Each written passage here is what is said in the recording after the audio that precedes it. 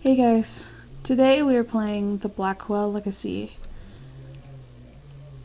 I tried out the game, but I didn't get too far, so it's going to be a new experience for me and possibly you guys. So let's begin. Day 1.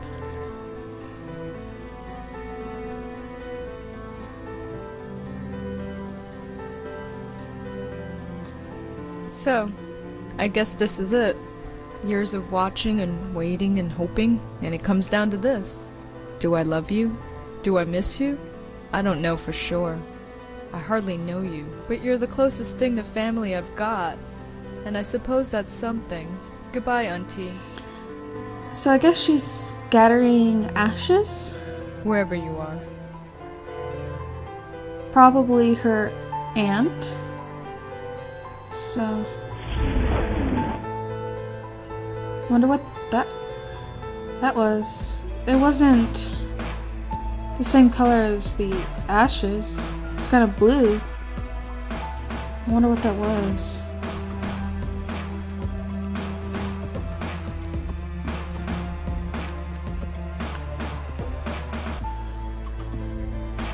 This game kind of gives me this feeling of nostalgia.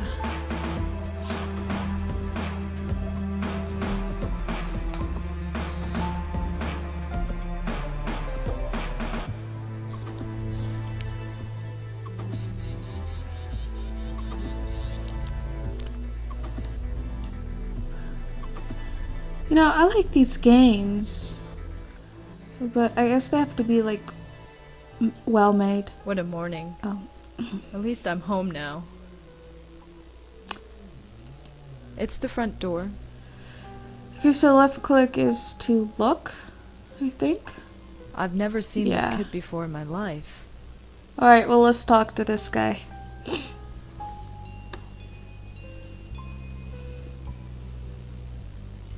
Hi there.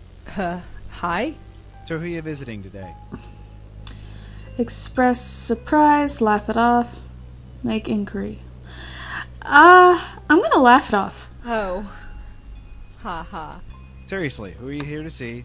Can't let you in unless you tell me. I live here? No, you don't. I know everybody in the building. I don't know you.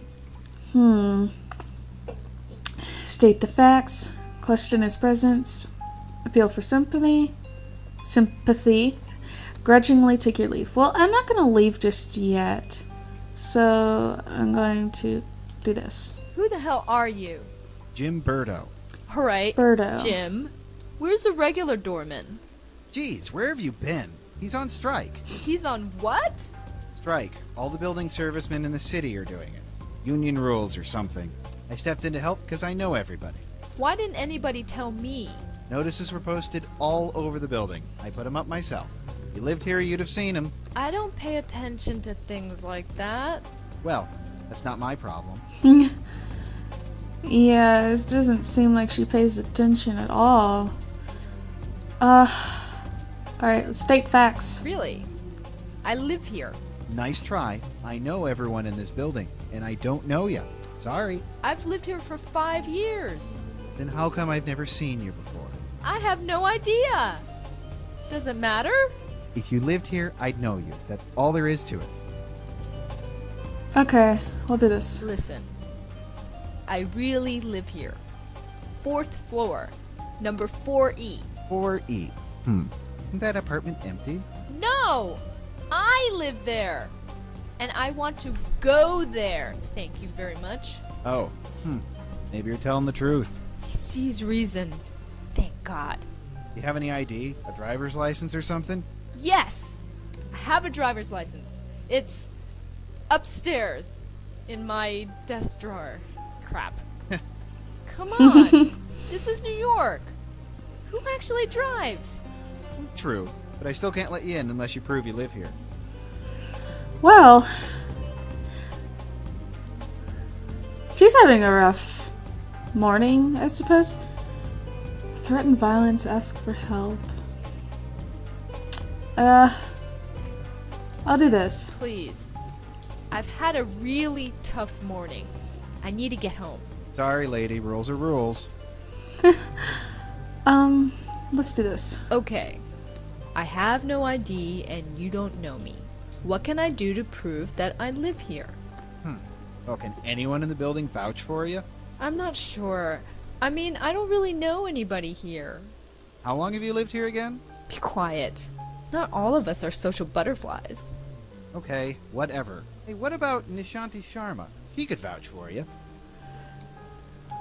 Sorry? Who is Nishanti. Nishanti Sharma. She lives in 4F. You know, right next door to 4E. You really don't get out much, do you? Your point? Nothing, but I'm sure she could vouch for you. Great. Call her up. She's not here. Of course she isn't. So I gotta wait here all day for her? You might have to. Although, she usually goes to Washington Square Park in the morning. You could look for her there. You would think... I'll be back. See you around. You would think that she would know this person, but she doesn't. So, I guess, I wonder why... Washington Square. It's been a while since I've been here. Still looks the same, I guess. Although the dog park is empty. I wonder why. See, I wonder why she just stays in her apartment and doesn't go out. There has to be a reason. Please note, dog walking park is closed until further notice. The dog park is empty. The dog park is empty. Oh, There's no reason to go in there. So this is a simple point-and-click game. I don't think you have to use any buttons or anything like that. Let's go here. Now I'm getting a stress headache. I need to get home. Well, you can't go home until you find this Nishanti person. Oh, there's a dog! That's her. I recognize her from my building. Okay. Nishanti Sharma, was it? This is going to be awkward. Well, I guess it's a good thing that she recognizes her. He's wearing one of those extendable leashes. It looks really close to the street. I hope the dog doesn't get ran over. I don't think so. Aw, I don't want to pet the dog.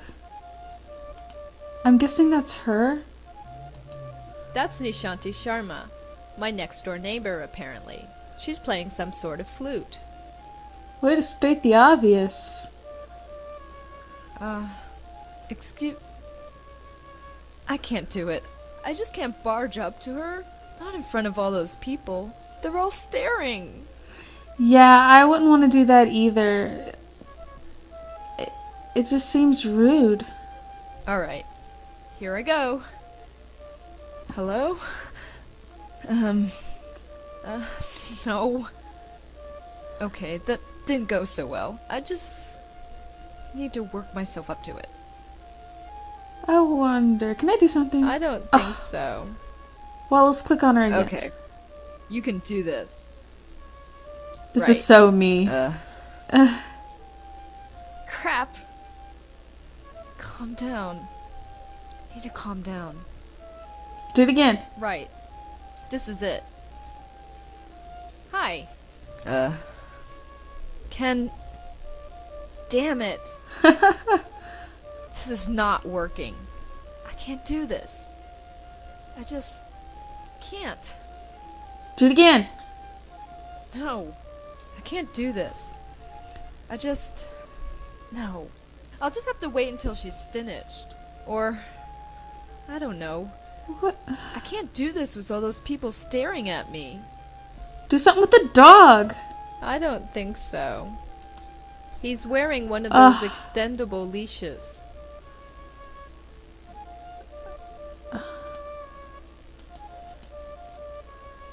Do something. No.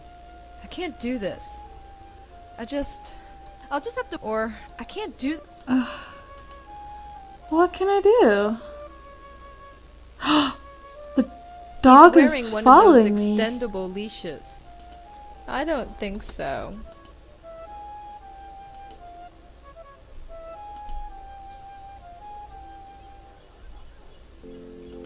Okay, it has to be something with the dog. I don't think so. But what? I mean, he's following me. Oh, okay. Oh, for heaven's sake. Don't worry, Moti. I'm coming. Oh, so I guess she's, Indian? Or There, Hindu? all better. I can't I take can't you remember. anywhere, can I? Oh, it's you. The lady next door. Yeah. Hi. Sweet. Rhonda, isn't it? No. Rosangela. I'm gonna just call her Well, Rose. Or Rosa. Rosangela. I hope my friend here hasn't been giving you any trouble. He was following me. I'd be nice to her and just compliment. That's a cute dog you've got. Isn't he just? Normally he behaves, but he seems to have taken a shine to you. Aww. Oh. Great. I guess she doesn't Anyway, like dogs. I don't think we've formally met. I'm Nishanti. Rosangela. So you said. Oh. Right. Yes? I have a strange favor to ask. Go ahead and ask. What are neighbors for? You know that building servicemen strike? Yes. Jim Burdo is covering, isn't he? That's the problem, see? He doesn't recognize me. Oh? Oh. So you need me to vouch for you? Yeah. I know this is pretty stupid. Don't worry about it. Moti is getting a little cranky anyway. Let's get you home. Thanks. So Rosa seems pretty socially awkward. Are you all right? I'm fine. I just need to get home. All right. Let's keep walking. I would actually feel a bit relieved after finding her. Hello, Jim.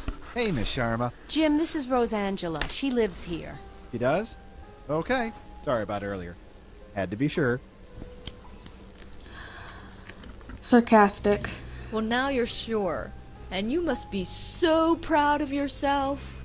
Well, Never mind. Just get out of my way. Snippy. Well, here we are. Yes. Finally. That stupid kid. Well, perhaps. But try not to be so hard on him. We're all neighbors after all.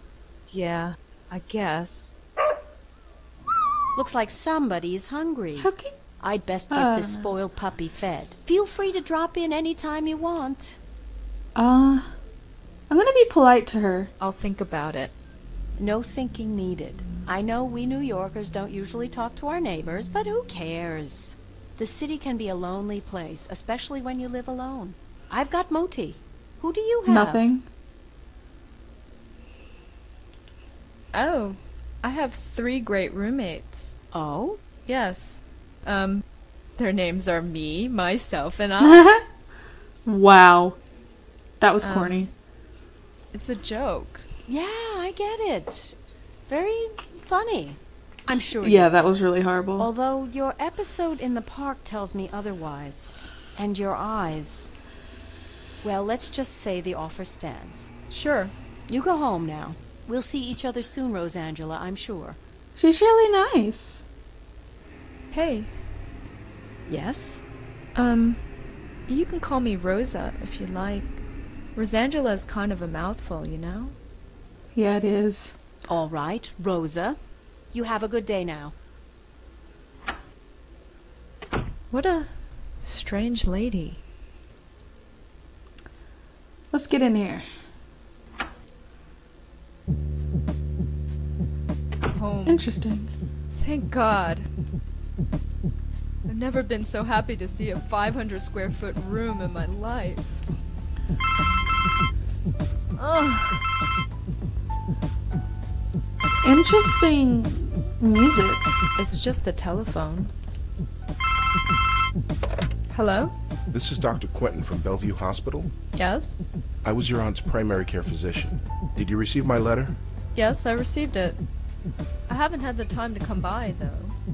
That's all right. I'm sure you're busy. However, should you find the time today, my entire schedule is free. Sure, I'll keep that in mind. Thank you. Good day. If I don't visit him, he's just gonna keep on bothering me. I suppose I should get it over with. I wonder why he wants to meet with her. Just a trash can filled with crumpled up novel ideas. So she wants to be a writer? My computer. It's a bit old, but it lets me access the internet and do my writing. So yeah, I guess she likes to write. Just some old book review clippings. See, there's books, TV. This TV was here when I moved in. That's interesting. This is the only living plant I own. I bought it 2 years ago. It's still living despite my total lack of care. It's thriving. It's fake, but kind of pretty. Out of sight, out of mind. Just a standard stove oven combo. My window, with the curtains firmly shut. Firmly shut. So I guess she doesn't want to look outside? That leads to my bedroom. It's an oversized closet, but it suits me fine. I guess it's messy. I'm not ready for bed. Well, some tells me that we won't be able to do anything.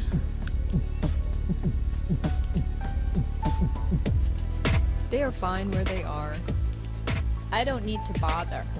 I don't get any reception anyway. Well, what's the use of a TV then? We better get out.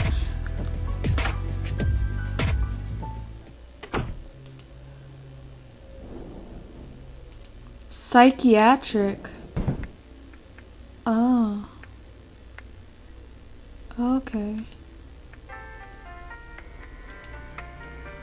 Did her aunt commit suicide? Or accidental overdose? It's the security guard for the hospital. I'm here to see Dr. Quinton. Uh-huh. Is he expecting you? I've got this letter right here. Okay. Looks legit. Go right in. He was like, alright. His name's on the door. You can't miss it. Thanks.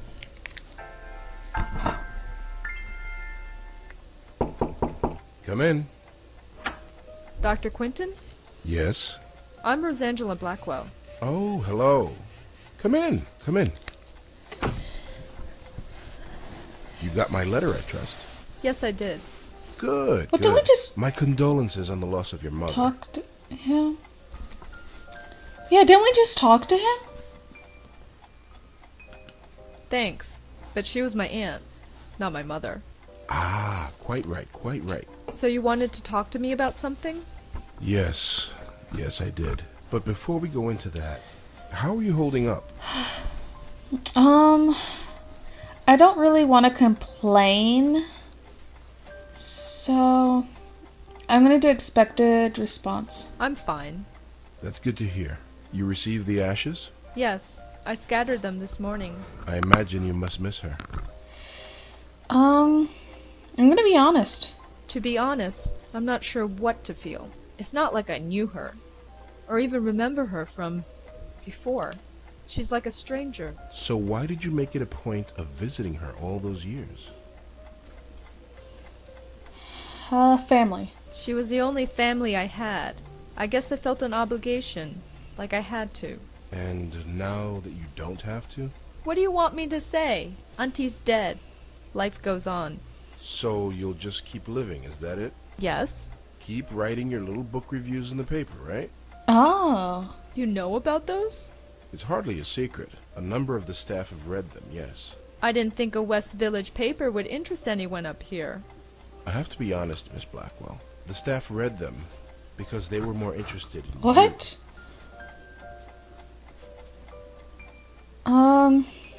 Wow. Okay, so she writes book reviews. That's really interesting. I don't want to seem paranoid. I'm gonna go with defensive. Okay. I am this close to leaving. Why am I here? Their intentions were purely benign, I assure you. It was your aunt they were primarily interested in. What? They wanted to know more about her family. Oh. And you proved to be, shall we say, less than eager to comply? That's their problem. Indeed. It was your choice to make. Your aunt was an interesting case. And now that she's gone, I was hoping you'd be more forthcoming with me. Just an informal chat. We can discuss her condition. And yours too, of course. Wait, so is she seeing him? Or is she not? There's only one way, but I really want to know about her aunt. You never could find out what was wrong with her, huh? No, we didn't.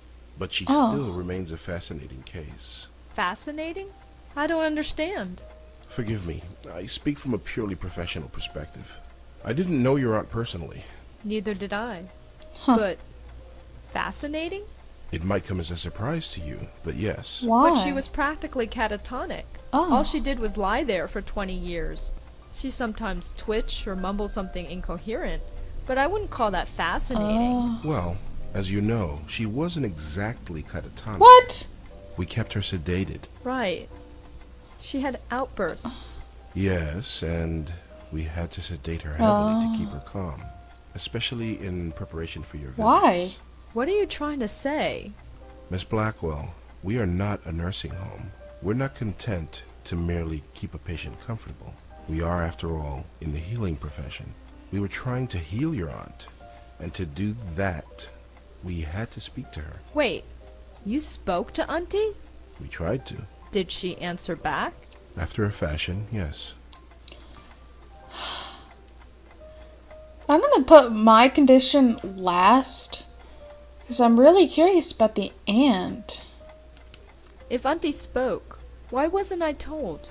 Miss Blackwell, do you remember what brought your aunt here in the first place? Her screaming, her hitting herself? I was only 5 years old at the time, but I kind of remember.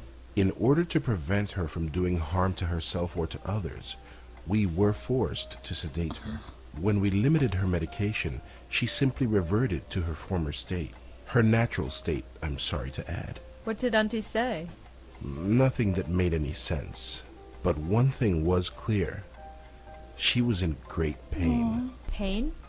What kind of pain? It's difficult to say, but it was immense. How immense? When we reduced her medication, the transformation was dramatic. Her eyes flew open, she thrashed, her screams. Well, we had to gag her eventually. My God. I know. Did she still feel it when she was sedated? We don't know. There's no way of knowing. 25 years. I know. Poor Auntie. Wait, so 25 years of that? That must have been horrible. I don't know. That's really interesting. Wait, what do you mean by my condition? Hereditary dementia is my specialty, Miss Blackwell. Oh. And in my opinion, there is significant cause for concern. Sorry? Did you say hereditary? Yes, 2 generations. Your aunt and your grandmother before her. My grandmother. Yes, Patricia, I think her name was, right? I don't know. I never knew my grandmother. Auntie Lauren was it. There was nobody else. She couldn't exactly provide me with a family history. Oh, I see. I had no idea. Well, maybe you should have. Did anyone else come to visit her besides me? No, you are correct. I should have read the family history more carefully. I do apologize. I just assumed. Well, never mind. It doesn't change the fact that you should be concerned as well. Go on. Patricia Blackwell suffered her mental collapse at the age of 55. Lauren Blackwell underwent hers at the age of 40. What are you saying? That the same thing is going to happen to me? No, I'm saying that there is significant cause for concern. Dementia. Okay, yeah, that makes sense now. Oh gosh, dementia's really bad. So, I had a grandmother. Duh. Apparently so. How do you know about her? It was in your aunt's case history when she was brought to us. Patricia Blackwell's symptoms were the same, word for word. That's interesting. Patricia's case was severe, and she was young, but it was chalked up to being an ordinary case of dementia. Until it struck her daughter. Until 20 years later, when it struck her daughter, yes. It seems impossible. Perhaps it's genetic, but we've detected no abnormality. So what should I do? Right now, nothing. This type of thing is unprecedented. There is no procedure to go through, no medication I can give you. I just want you to be aware, is all. And come talk to me if, well, there's any concern. You couldn't find any other link between the two cases? None, aside from the family connection. And a name. A name? What name? The documentation we had on your grandmother is minimal, but there was one interesting item noted. During her more lucid moments, she uttered the name Joey. Your aunt, too, would cry out that name on occasion. Joey? Yes. Who's Joey? We've been wondering the same thing for 25 years. I wonder who Joey is. I guess we'll find out later. Is there anything else you need to tell me before I go? Your aunt had some personal effects in storage. As the next of kin, you're the beneficiary. It's just a folder, some documents and so on. It's being sent to your address via messenger. Oh. Well, thanks for that. It's no problem at all. Goodbye, Miss Blackwell. My schedule is fairly open now, so feel free to drop in anytime. I'm always happy to discuss my favorite patient. Sure.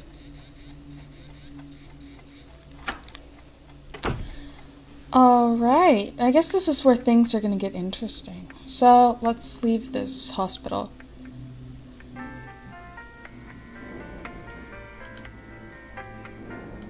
Alright. Oh, look, there. Wait! How did he get there? Looks like it's from Bellevue. Oh yeah. No, here we go. September 3rd, 1960. Oh my gosh, is there 25 pages? Okay. Dear Lauren, so you have been at NYU for 2 weeks now and have not called. I am sure things are busy in the Big Apple, but don't forget you have the family you left behind. Things back home are well. Jack starts high school on Monday, so he's a bit nervous. You know how he gets. Be sure to write him a letter. He misses his big sister. I admit, I am still a bit nervous about you living in New York all by yourself.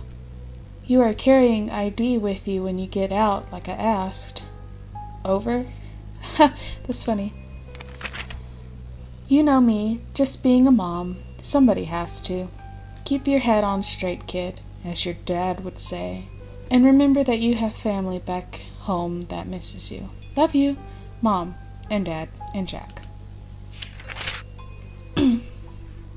Oh, okay. October 17th, 1960. Hello, sis. I am writing this on my new St. Clair Model XV. Mom says that improving my handwriting is a lost cause, so she got me this. Keen, huh?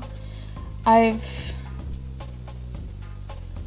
something already typed up a few stories on it, and this letter can't something type for long because Dad says the noise drives him up the friggin' wall. What does he know?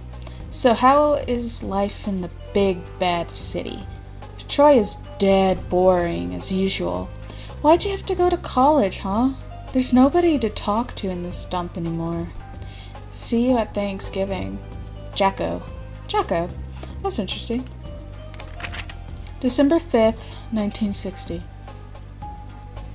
Dear Lauren, well, Thanksgiving time has come and gone, and so have you. In just 2 short months, I can already see you evolving into a capable young woman. You have outgrown this small town, Lauren. That much is obvious. Jack will be following in your footsteps soon, I am sure. Visiting you in New York is all he talks about.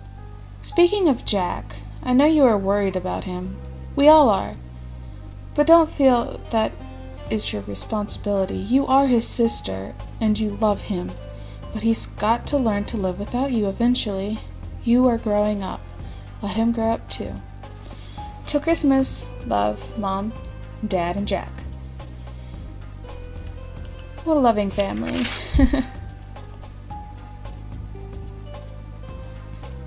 September 16th, 1961. Lauren, can you keep a secret? I don't want to say this over the phone in case Mom or Dad overhear. Mom's been acting odd lately. It started a few days after you went back to New York. She was dragging me shopping when she suddenly screamed and fainted. She was pointing at the corner of the room, but there was nothing there. We brought her to the hospital, and she says she's fine now. But she's been very on edge and paranoid. It's hard to explain. Dad's no help. Can you call and... Over. Try to cheer her up? She won't listen to me. Just don't tell her about this letter. I just hope she's okay. Jacko. So I guess Lauren's mom, I guess that's the grandmother to Rosa, is starting to develop dementia. November 13th, 1961. Lauren, you seemed concerned after our last phone call. I just wanted to write and reassure you that everything is fine. Let us know when you are coming home again for Thanksgiving. With love, Mom and Dad and Jack. December 8th, 1961. Dear Sis, Mom's getting worse. You said it best during Thanksgiving. It's like somebody's watching over her shoulder. Paranoia. She sits by herself for hours, pretending to read when it's obvious she isn't. Lately she's been covering her ears as if to keep out a sound and closing her eyes tight. Dad's losing patience with her. He's convinced she's lost her mind, and I'm starting to agree. She refuses to get any kind of help. Why can't she see that there's a problem? This isn't normal. Not normal at all. Why can't she see that? I hate to admit it, but I'm kind of scared. Scared for her. I don't know what to do. Jack. So, you write Jack instead of Jacko. I guess that's a sign of him growing up and maturing? I don't know. February 23rd, 1962. Lauren! It has a name. Mom locked herself in the bathroom this morning. She sounded like she was talking to herself in there. Well, not to herself. It was like there was somebody else there, but there wasn't. I listened. I couldn't understand it, but she did say the name Joey. I asked her later who Joey was, and she got really scared. Then she got angry and said, "If you know what's good for you, never mention that name again." This could be the key. If we find out who Joey is, maybe we can save her. Jack. Okay, so she started mentioning Joey. I wonder who Joey is. This is really odd.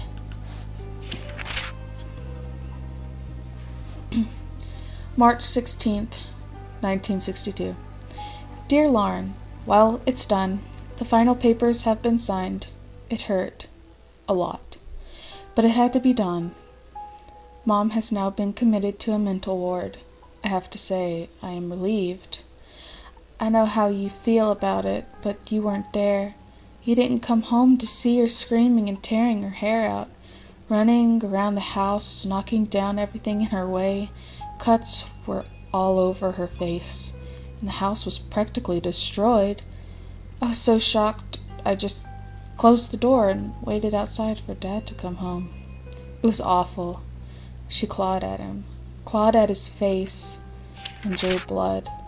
It will haunt my dreams for the rest of my life. Thanks for coming out, Lauren. I don't think Dad and I could have handled it on our own. She kind of drained us, you know? Can I come to New York and visit? I need to get away for a while. Jack. May 17th, 1965. Okay, so a bit of time has passed. Congratulations! Summa cum laude? Okay, odd. I always knew you were a smarty pants, sis. Now you've got the documentation to prove it. Thanks again for letting me stay at your place for the weekend. It was just like old times, except you weren't smoking then. New York is an amazing place, and Columbia has a great campus. I can't wait to move down there in September, but until then, I've got to deal with our grumpy old man. He's insufferable, as always. Ever since Mom, he's been hard to talk to, and very hard on me. I should tell him you're smoking now. Maybe then he'll concentrate on you for once. See you again soon, Jack. So Lauren started smoking. Interesting. October 16th, 1967. It's happened, Lauren. Just like you said it would. I'm in love. Her name is Maria. She's from Italy, and we met in statistics class. She asked if she could copy my notes because her hand was tired. We ended up having lunch, and we've been inseparable ever since. She's incredible. She's got the most amazing red hair, and I want you to meet her. I'll come by soon. Jack. Ooh, so Jack has a girlfriend. December 19th, 1970. Lauren, are you alright? Ever since Mom's funeral, you've been hard to reach. I know it's been hard on us, but it's been 6 months. I tried calling, but you never answered. I came by the other day, but you didn't open the door. I knew you were there, Lauren. I could hear you. I risked using the spare key you gave me, but you changed the lock. Come for dinner on Christmas Eve. Maria is a good cook.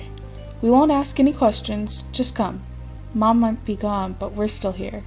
I miss my big sister, Jack. Okay, so Lauren is secluding herself, I guess. Interesting. December 28th, 1970. Lauren, who is Joey? I went over last week to give you a Christmas gift. You didn't answer the door, but I heard you talking to somebody named Joey. Is it a boyfriend? Are you seeing a man named Joey?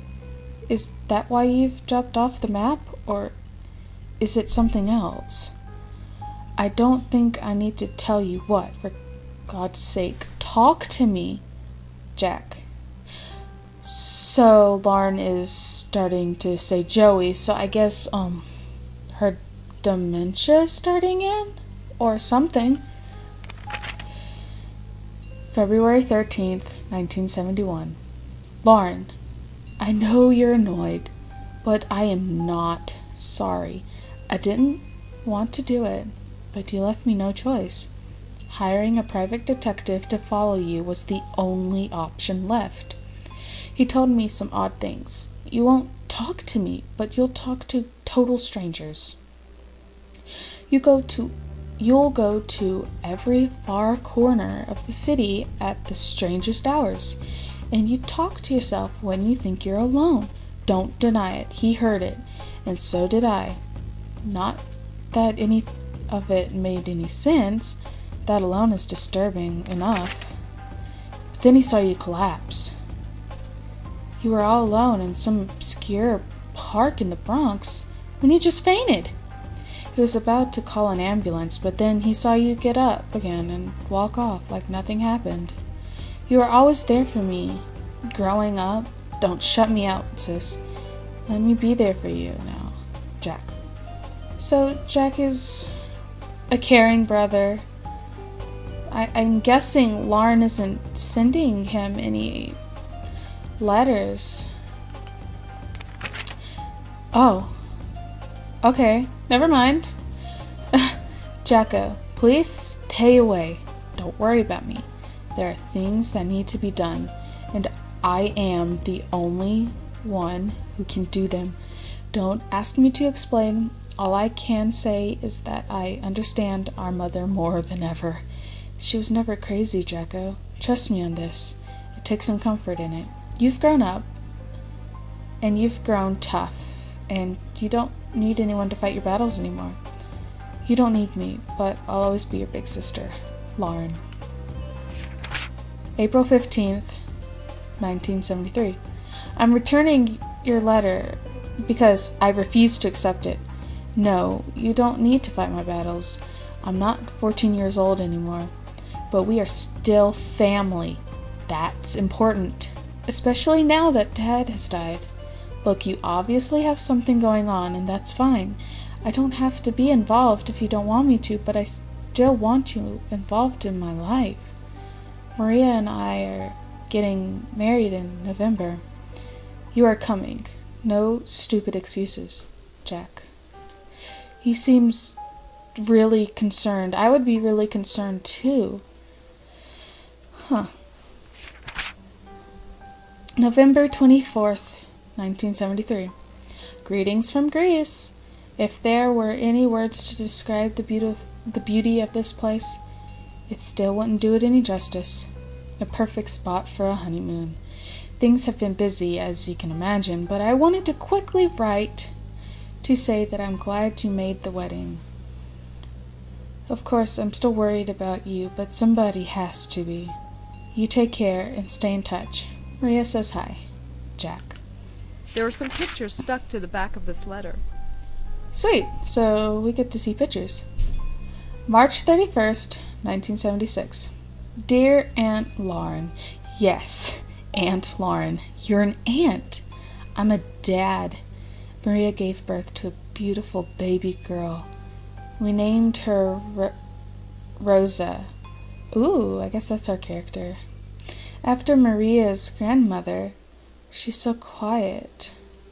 She hardly cries at all. I'm all set to spoil her rotten, but Maria says to take it easy. She looks just like her mother, and there's a bit of you in her eyes, too. And Mom, and Dad. Everything our family was or will be. This child is it. Life is changing so fast, I just want to hold on to this tiny creature and never let go. The future is an exciting place, and I have everything I could ever want. I don't want anything to change.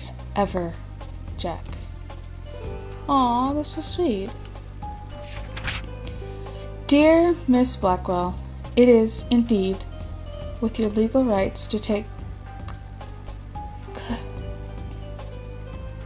I don't know. It looks weird. I would think custody of your 5-year-old niece. With the death of her parents, you are the only living relative. Please contact our office and we'll start the necessary paperwork. Wow, how did her parents die? Alright, let's get out of here.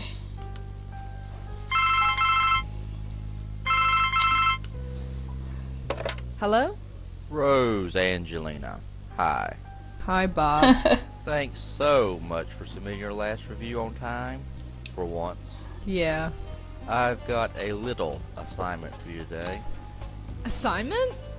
I just review books, Bob. Well, today, you're not.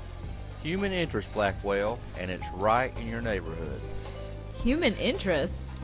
Yep, college girl. Suicide. Someone killed herself?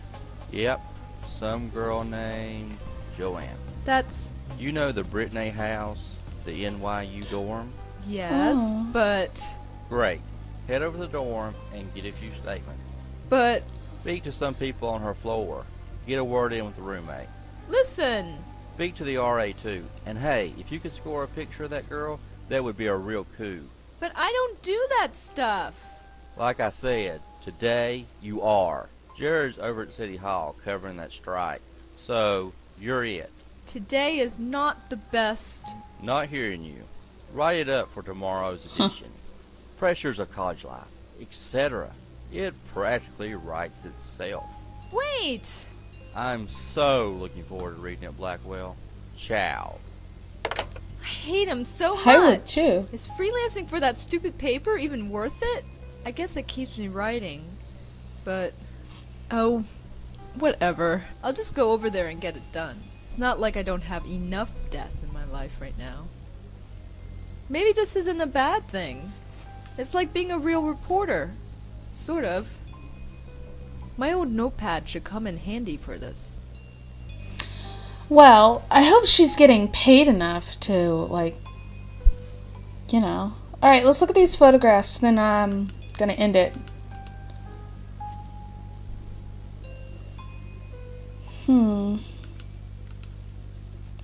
So, I guess that's Jack and that's Maria. And I'm wondering if that's Rosa's aunt.